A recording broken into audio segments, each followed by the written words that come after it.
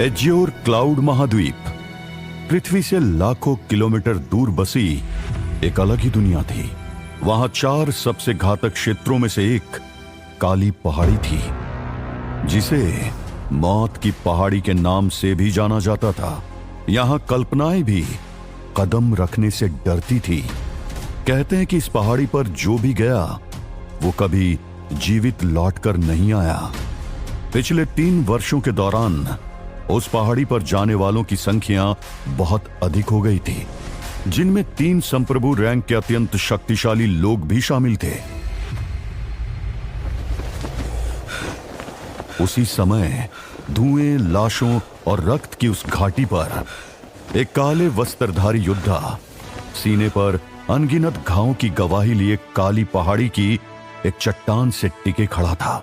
हवा में लहराते उसके काले बालों और शांत आंखों को देखकर कोई नहीं कह सकता था कि यह अधमरी सी प्रतीत होती काया अभी भी एक तूफान को जन्म दे सकती थी। उसका कद लगभग 6.5 फीट का था। गठीला बदन, गोरा रंग, वो बिल्कुल किसी देवता की तरह नजर आता था। उसके शरीर की बनावट इतनी आकर्षक थी कि कोई भी लड़की उसे पहली नजर में अपना दिल दे बैठ सकती थी। लेकिन इस समय उसके काले कपड़े खून से लथपथ थे। उसकी छाती फूल गई थी और सांसें भारी होती जा रही थी। उस लड़के का पूरा शरीर और मांसपेशियां हल्की हल्की कांप रही थी, जो साफ तौर पर थकावट का संकेत दे रही थी। अगर वहां पर वो चट्टान न होती तो शायद वो अपने पैरों पर भी खड़ा नहीं हो पाता। हालांकि उसकी आंखें एकदम ठंडी और शांत थी। उसके चेहरे पर एक तिरस्कार भरी मुस्कान थी। उसके चारों ओर सैकड़ों की संख्या में लाशों का ढेर था। उस लड़के को देखकर ऐसा लग रहा था जैसे कि उसने अभी अभी एक भयानक युद्ध लड़ा हो।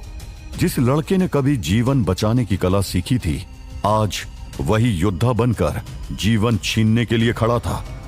और उसके सामने खड़ी थी एक अंधेरी भीड़, जिसने उसके लिए रास्ता बंद कर रखा था। इस भीड़ में से एक व्यक्ति की आवाज पूरी पहाड़ी में गूंजी। अथर्वदेव, अब तुम चारों ओर से घिर गए हो। अब तुम्हारे पास भागने का कोई रास्ता नहीं है। इसलिए अगर तुम आकाश विश्वमोती हमें सौंप देते हो तो शायद हम तुम्हें जीवित रहने का एक मौका दे सकते हैं। एक और आवाज उस लड़के के कानों में पड़ी। अथर्वदेव, इतने जिद्दी मत बनो। आकाश विश्वमोती इस महाद्वीप की सबसे पवित्र वस्तु है और तुम इस पवित्र वस्तु के योग्य नहीं हो। भीड़ से इसी तरह एक के बाद एक आवाजें आ रही थी। वहां पर मौजूद वो सभी लोग न्याय और धार्मिकता के लिए आवाज उठा रहे थे, जो कि खुद एक साथ मिलकर एक अकेले लड़के पर हमला करने आए थे।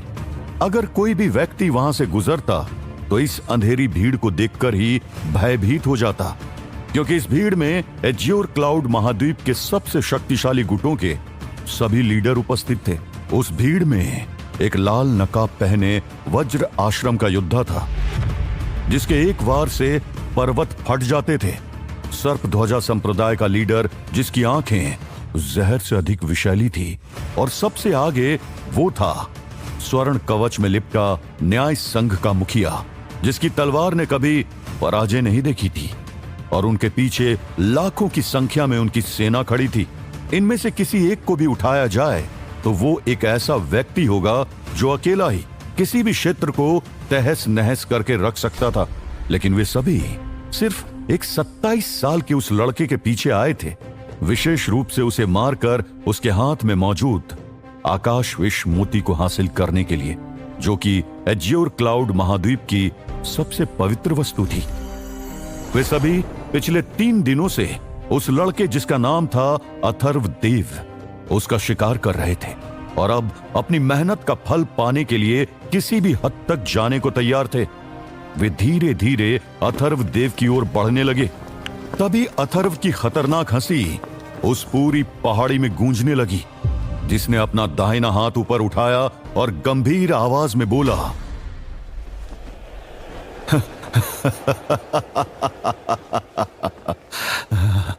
तुम्हें ये चाहिए, आकाश मोती। उसके हाथ में मंद चमक वाला एक हरे रंग का मोती दिखाई दिया। जैसे ही ये मोती चमका, हर कोई अपनी जगह पर रुक गया। हरे मोती को देखकर उनकी आंखें लालच से चमक उठी। ये सभी लोग जो दुनिया को डराने के लिए तो काफी ताकतवर थे, लेकिन अथर्व देव की नजर में वे केवल तुच्छ प्राणी थे। उसने एक बार फिर अपनी तलवार पर धीरे धीरे पकड़ मजबूत की और लड़ने को तैयार हो गया। उसने अपनी ओर आती हुई भीड़ को तिरस्कार से देखा तो भीड़ ने भी अथर्व देव के इरादों को भांप लिया और वे आकाश विष मोती को छीनने के लिए तेजी से उसकी ओर भागे। एक साथ कई लोगों ने अथर्व पर हमला बोल दिया। तलवारें चमकी, भालों की नोक उसकी ओर बढ़ी, लेकिन अथर्व की आंखों में डर की जगह गुस्से भरी आग थी। उसने अपनी तलवार को घुमाया और एक ही वार में कई दुश्मनों को मौत की नींद सुला दिया। उनके शरीर जमीन पर गिरे भी नहीं थे कि अगले हमलावर उसकी ओर झपट पड़े। अथर्व ने घूमकर पीछे से आने वाले पर वार किया और उनका सिर धड़ से अलग कर दिया। एक और शख्स ने दूसरी तरफ से भाला चलाया, लेकिन अथर्व ने समय पर झुककर उसके वार को चकमा दिया और अगले ही पल उसकी छाती चीर डाली। हर वार, हर चीख, हर गिरता हुआ शरीर, चारों ओर मौत का तांडव चल रहा था। खून की धारें जमीन को लाल कर चुकी थी, लेकिन दुश्मनों की भीड़ खत्म होने का नाम नहीं ले रही थी। जितने लोग गिरते, उससे ज्यादा तादाद में और लोग आने लग जाते। उसका चेहरा पसीने और खून से भीग चुका था, पर आंखों में अब भी वही ज्वाला थी। एक योद्धा की तरह वो तब तक लड़ता रहा जब तक उसके हाथों में दम था, जब तक उसके पैरों में खड़े रहने की ताकत थी। लेकिन अब धीरे धीरे अथर्व की सांसें भारी होने लगी, क्योंकि वो पिछले 3 दिनों से लगातार युद्ध कर रहा था। अब उसके शरीर ने जवाब दे दिया था। अथर्व को धीरे धीरे समझ आ गया था कि आज वो इन लोगों से जीवित नहीं बच पाएगा।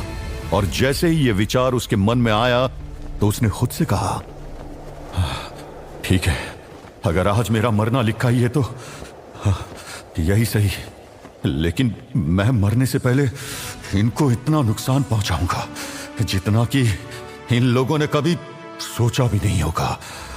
और उसने इसी सोच के साथ अपना दाहिना हाथ उठाया, जिसमें आकाश विष मोती था, और हाथ उठाते ही उस मोती से भयंकर मात्रा में जहर निकला, जिसने पूरी पहाड़ी को अपने आगोश में ले लिया। सभी ताकतवर गुटों के लीडर ने जब ये देखा तो वो सब जोर से चिल्लाए, हाँ, जल्दी से सुरक्षा अवरोध बनाओ। जिन लोगों ने मजबूत सुरक्षा अवरोध बनाया वे सब उस जहर से बच गए, लेकिन जो लोग थोड़े से भी कमजोर थे उनका सुरक्षा अवरोध एक ही झटके में जहर के प्रभाव से पिघल गया और उनके शरीर काले पड़ गए। एक ही बार में सैकड़ों की संख्या में लोग मौत की नींद में सो गए। जिस आकाश विष मोती से जीवन बचाया जाता था, आज उसी से मृत्यु बरसाई जा रही थी। लेकिन अथर्व ने आकाश विष मोती के लगभग सारे जहर का उपयोग कर लिया था, और ऐसा करने के लिए उसे अपने शरीर की बची खुची सारी शक्ति का उपयोग करना पड़ा, जिससे उसकी हालत और भी खराब हो गई। वहीं जब धीरे धीरे जहर का कोहरा हटा तो शक्तिशाली गुटों के लीडरों ने देखा कि एक झटके में उनके साथ आए लोगों की संख्या आधे से भी कम हो गई थी, जिससे वो गुस्से से बौखला उठे और उनमें से एक लीडर जोर से चिल्लाते हुए बोला, अथर्वदेव, हमने तुम्हें जीवित रहने का एक मौका दिया था, लेकिन अफसोस कि तुमने मौत को चुना। अब मरने को तैयार हो जाओ। अपने इसी वाक्य के साथ उसने शक्तियों से भरा भाला सीधा अथर्व देव की तरफ फेंका, जो सीधा अथर्व के सीने की ओर तेजी से बढ़ा। अथर्व इस हमले से बच नहीं पाया और वो शक्तियों से भरा भाला सीधा अथर्व के सीने में धंस गया, जिससे उसकी दर्द भरी चीख निकल गई। वो अपने घुटनों के बल नीचे गिर गया और धीरे धीरे उसकी आंखें बंद होने लगी। कुछ देर की खामोशी के बाद जब गुटों के लीडरों ने देखा कि अथर्व अब अपनी जगह से हिल भी नहीं रहा है, तो वो समझ गए कि अब उसका अंत हो चुका है, और उनमें से एक ने पास में खड़े एक सैनिक को आदेश दिया, जाओ उसके हाथ से आकाश विष मोती लेकर आओ। वो सैनिक धीरे धीरे अथर्व की ओर बढ़ा और उसके पास जाकर आकाश विष मोती लेने के लिए उसकी बंद मुट्ठी खोलने की कोशिश करने लगा। लेकिन वो अपनी सारी ताकत लगाने के बाद भी अथर्व की मुट्ठी नहीं खोल पाया। तभी अचानक अथर्व की बंद आंखें एक झटके में खुली, जिसे देखकर उस सैनिक का चेहरा डर के मारे पीला पड़ गया और वो लड़खड़ाते हुए पीछे हट गया। लेकिन जब तक वो पीछे हटा तब तक अथर्व की तलवार उसकी गर्दन के आर पार हो चुकी थी। फिर अथर्व ने अपने सीने में धंसे भाले को बाहर खींचा।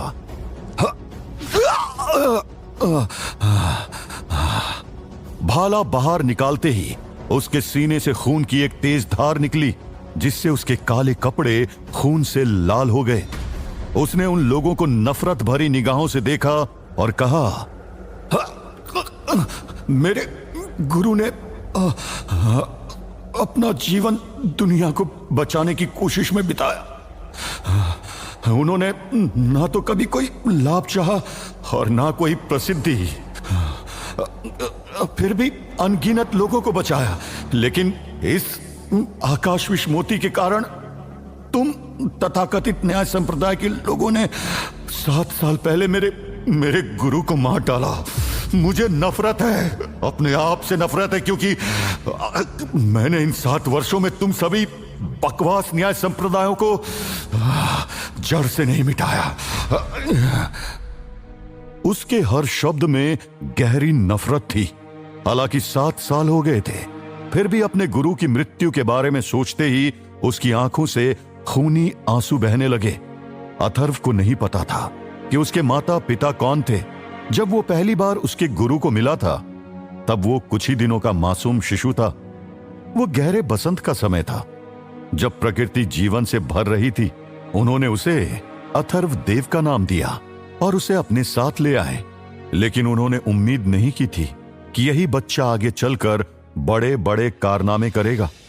जैसे जैसे अथर्व बड़ा हुआ, उसने अपने गुरु को बीमारियों को उपचार देते हुए, मरते हुए लोगों को बचाते देखा। वो मंत्रमुग्ध हो उठा और उसने भी उपचार विद्या का अभ्यास शुरू कर दिया। उसकी लगन और करुणा को देखकर गुरुजी ने उसमें अपने उत्तराधिकारी की छवि देखी। उन्होंने तय कर लिया कि यही बालक उनकी कला का वारिस बनेगा, उनकी पूरी चिकित्सा परंपरा और आध्यात्मिक विरासत का स्वामी। चाहे बीमारी या आघात कितना भी गंभीर क्यों न हो, उसके गुरु उन सभी को ठीक कर सकते थे। ऐसा आकाश विष मोती के कारण हुआ था।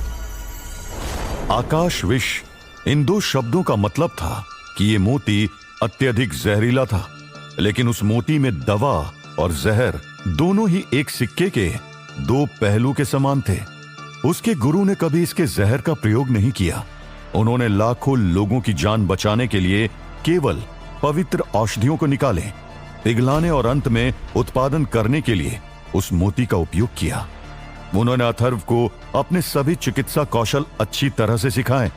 लेकिन 7 साल पहले उनके पास आकाश विष मोती होने की बात फैल गई और उन्होंने इसे अथर्व को दे दिया और उसे भागने के लिए कहा। कुछ ही समय में प्रमुख संप्रदायों के हाथों उनकी मृत्यु हो गई। जब उसके गुरु की मृत्यु की खबर अथर्व तक पहुंची तो वो 3 दिनों तक रोता रहा। नफरत की जड़ अथर्व के दिल में मजबूती से जम गई और अब उसने औषधीय कला में अभ्यास करना छोड़ दिया। इसके बजाय उसने आकाश विष मोती से जहर सोख लिया और बदला लेना ही उसका एकमात्र लक्ष्य बन गया।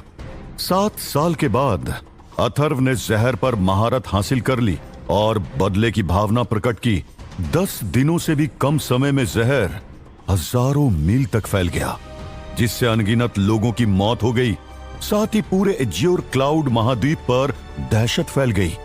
इस घटना ने ताकतवर और पराक्रमी लोगों को आकर्षित किया, क्योंकि वे इस खजाने से मोहित हो गए थे। उन्होंने आकाश विष मोती को प्राप्त करने के लिए अथर्व की खोज शुरू कर दी। इसी बीच अथर्व की मंगेतर की भी हत्या कर दी गई, जो कि उसके साथ एक शांतिपूर्ण जीवन बिताना चाहती थी। लेकिन उसकी ये इच्छा अधूरी रह गई। तब अथर्व को लगा जैसे उसके भीतर कुछ मर गया। उसके जीने की एकमात्र वजह भी खत्म हो चुकी थी और आज स्थिति यहां तक आ पहुंच गई थी कि वे लोग उसकी जान लेने के लिए खड़े थे। इन सभी बातों को सोचते ही अथर्व का दिल एक बार फिर भारी हो गया। जब उसने आंखें बंद की तो उसे अपनी प्रेमिका का वो मुस्कुराता हुआ चेहरा दिखा जिस पर वो मरता था, और साथ ही उसके गुरु के कहे गए वो आखिरी शब्द उसके जहन में गूंजने लगे, जिसके बाद उसने कभी उनकी आवाज नहीं सुनी। उसने अपनी आंखें धीरे से खोली और सभी को घृणा भरी नजरों से देखा, फिर ठंडे स्वर में हंसा और दहाड़ते हुए बोला, तुम लोग मेरा आकाश विश्वमोती चाहते हो ना, नादान लोग। तुम सभी दिन में सपने देखते रहो। इतना कहने के बाद अथर्व ने अपना हाथ उठाया और आकाश विश्व मोती को निगल लिया और वो मोती उसके गले से होते हुए सीधा उसके पेट में चला गया। लेकिन उसके शरीर में जहर नहीं फैला और ना ही उसके शरीर को इससे कोई नुकसान पहुंचा। थोड़ी ही देर में अथर्व के शरीर से एक हल्की हरी रोशनी निकल रही थी। अथर्व की हरकत को देखकर 1 दर्जन से अधिक लोग दहाड़ते हुए उसे मारने के लिए आगे बढ़े, जिन्हें देखकर वो हंसने लगा। उसकी हंसी कमजोर और शुष्क थी, लेकिन फिर भी बहुत भयानक थी। अथर्व ने उन्हें देखते हुए अहंकार के साथ चेतावनी देते हुए कहा,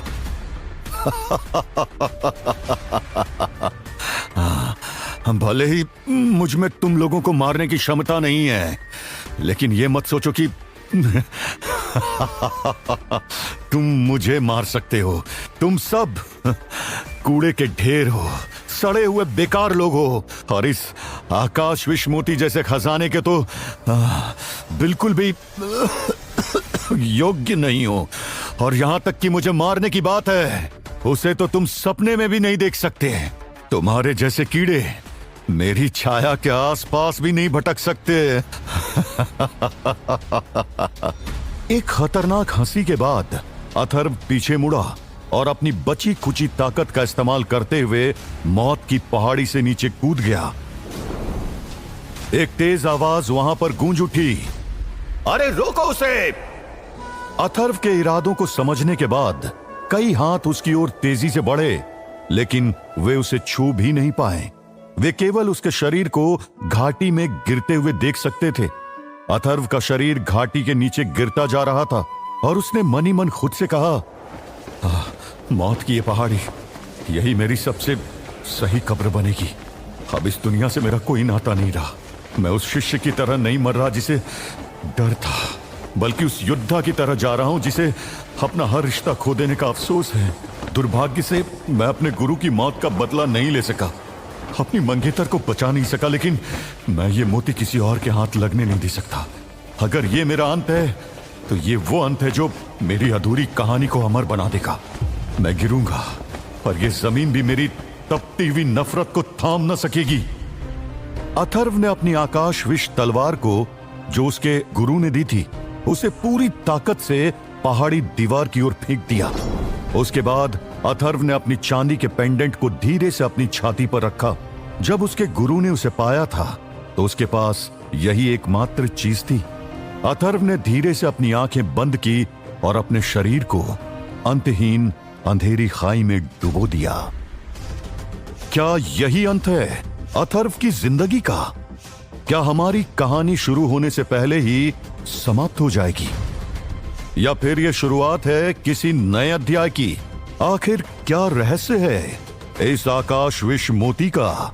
जानने के लिए सुनिए द वॉरियर, सिर्फ